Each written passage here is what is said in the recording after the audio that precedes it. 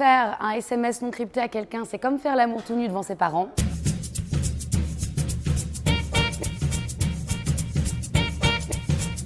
Je préconise absolument la lecture de La Toile de Sandra Lucbert. Ça a été publié au printemps cette année et c'est ce qu'on appelle un tourneur de page en bon français ou dans la langue de Steve Jobs et de Shakespeare, un page turner, un gros pavé qu'on emmènera partout cet été.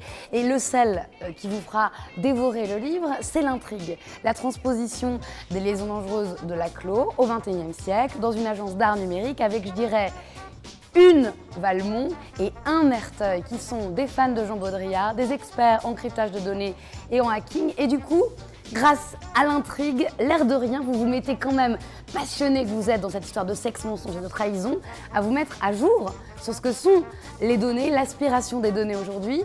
Faire un SMS non crypté à quelqu'un, c'est comme faire l'amour tout nu devant ses parents. C'est ce qu'on apprend dans ce livre.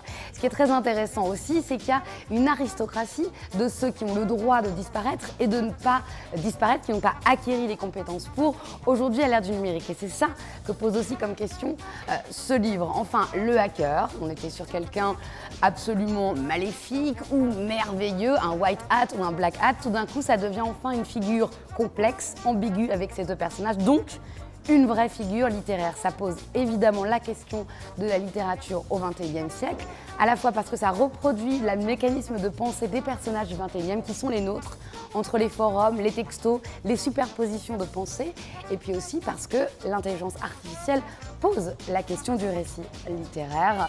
Et là, on a une réponse merveilleuse puisqu'on a 480 pages de papier pour nous parler du numérique.